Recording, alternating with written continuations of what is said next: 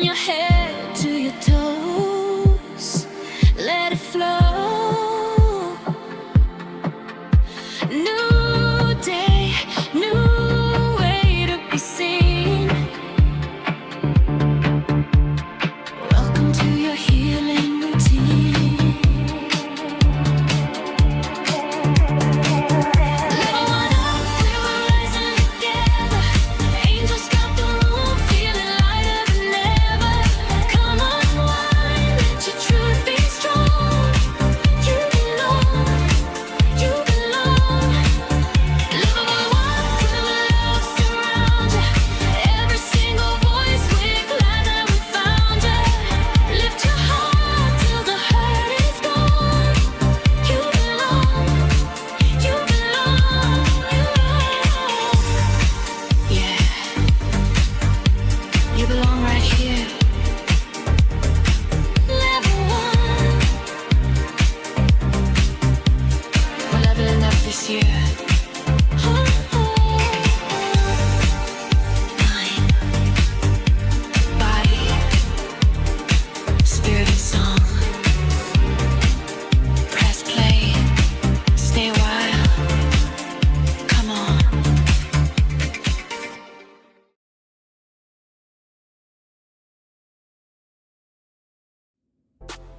Welcome back to Level One Up, where healing isn't a destination, it's a decision. Today's conversation may be one of the hardest that we've had. We're talking about adults who survived childhood molestation. I'm not talking about the children that they once were, but the adults that we became. You know, the adults who smile in public but have silent battles in private. It's that same adult who struggles with trust, intimacy, anxiety, depression, with shame, and with certain questions like, why can't you just get over it?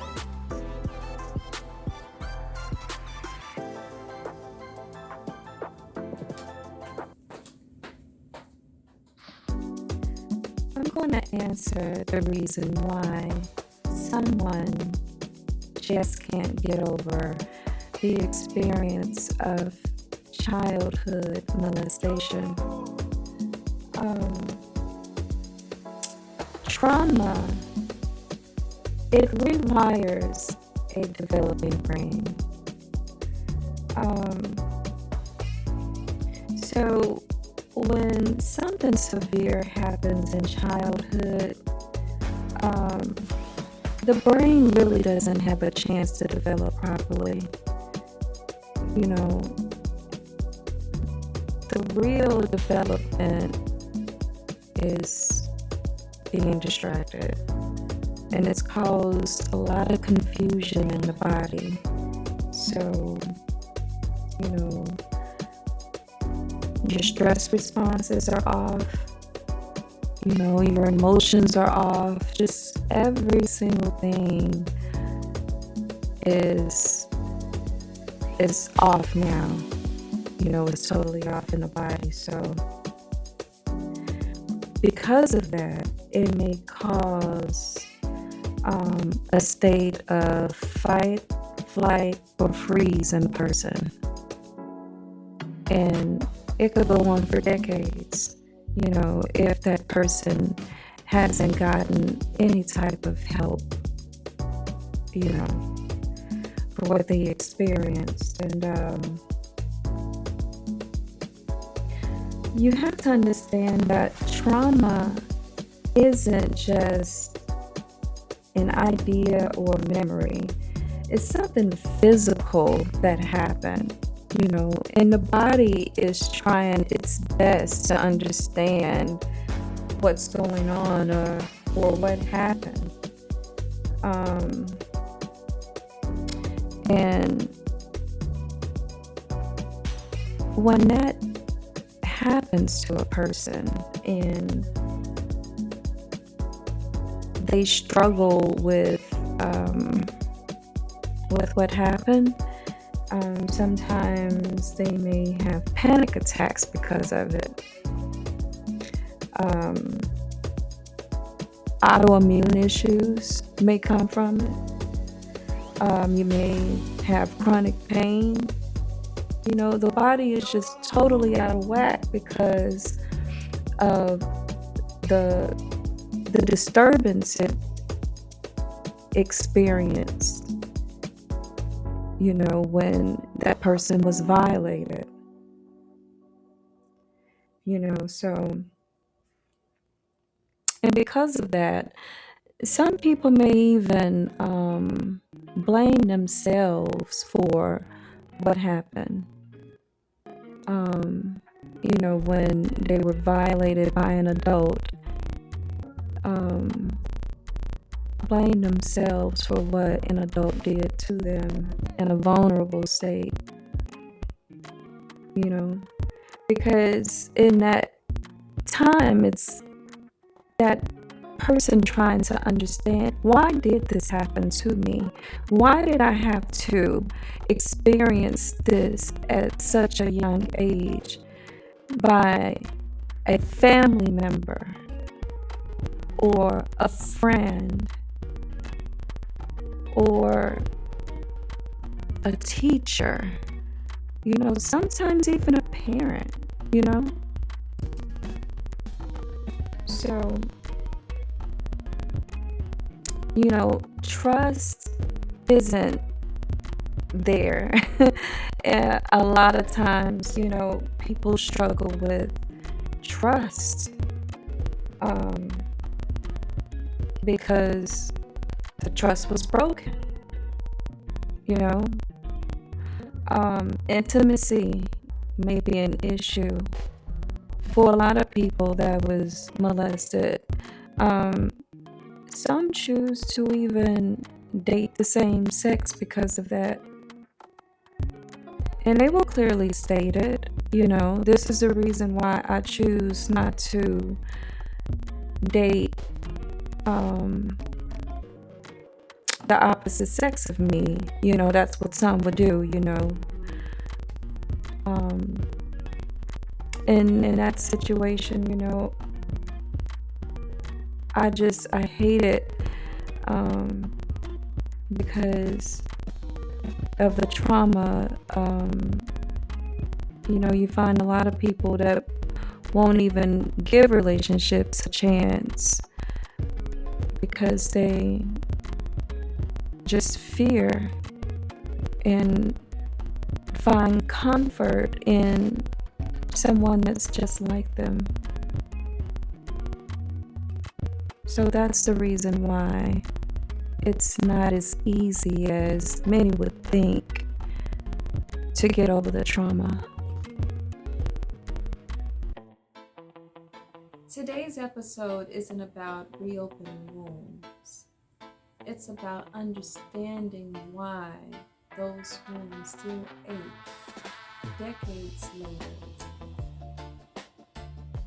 and discovering that healing is possible.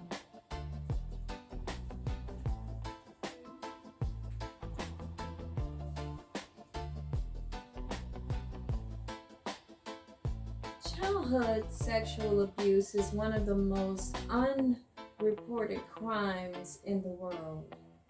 Many survivors never tell anyone. Some wait decades before speaking, and others carry the secret with them for a lifetime. According to the U.S. Center of Disease Control and Prevention, at least 1 in 4 girls and 1 in 20 boys experience childhood sexual abuse before the age of 18. Although experts believe these numbers are significantly undetermined because so many cases go unreported. CDC data also shows that among adults reporting adverse childhood experiences, About 17.7% of women and 7% of men reported childhood sexual abuse.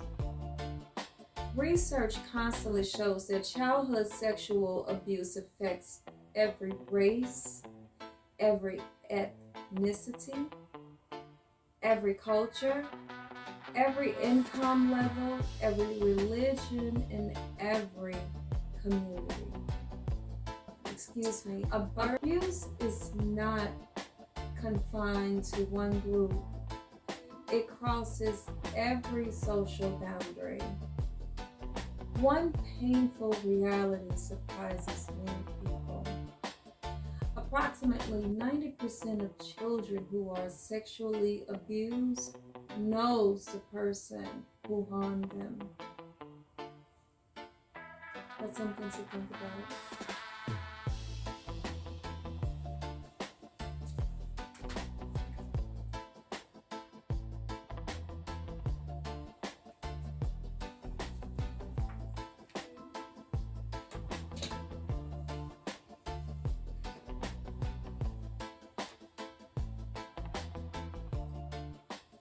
Trauma doesn't keep time.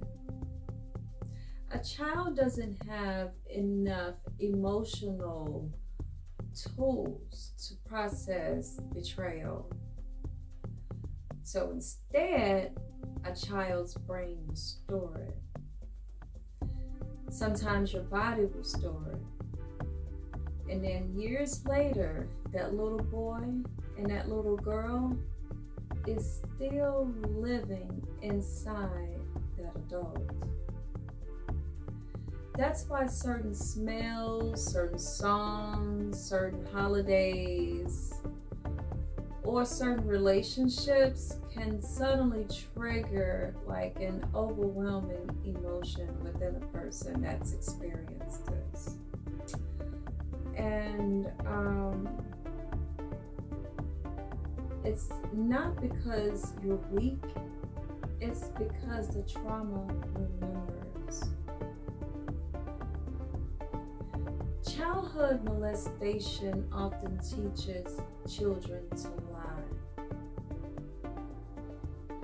And they'll build this fake facade and blame self. Like, they'll say things like, I caused this to happen. And then because it happened, they may say that they're dirty. Or even think that no one would even believe them, because that does happen. You try to open up to someone to help you, and then hear them say that you're lying. It's, that's enough detriment to make you not want to communicate with anyone about it again. Not every survivor looks the same. Dealing with something like that would really change you. Some people become perfectionists.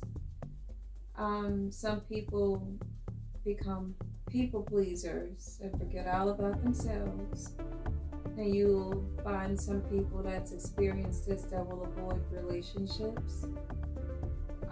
Some people will become workaholics, just staying busy so that their mind is occupied. And you'll find some people that will get into a relationship, but it would be an unhealthy one, and it would be a repeat of unhealthy relationships. Some people will numb themselves, just try to get rid of the pain altogether with different drugs like alcohol or, pills or something.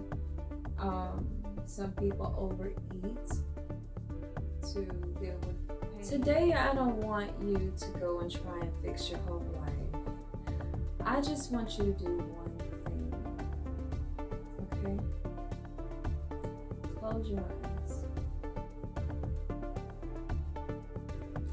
Picture yourself as that child, not that adult, that child. What would you say to them? them for what happened?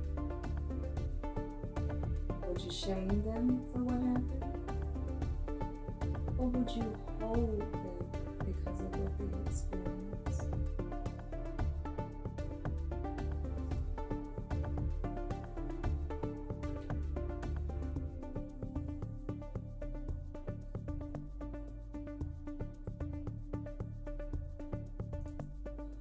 If today's episode brought up painful emotions, please know that you don't have to carry them alone.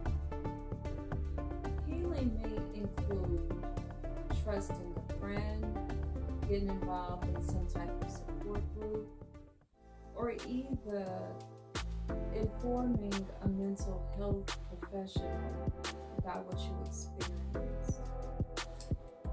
Reaching out for support is not a sign of weakness, but it is a true sign of strength. And I want you to remember that the abuse you experience, it's a part of your story. It's not your identity. And you are not what happened to you. You are who you choose to become after you've survived it.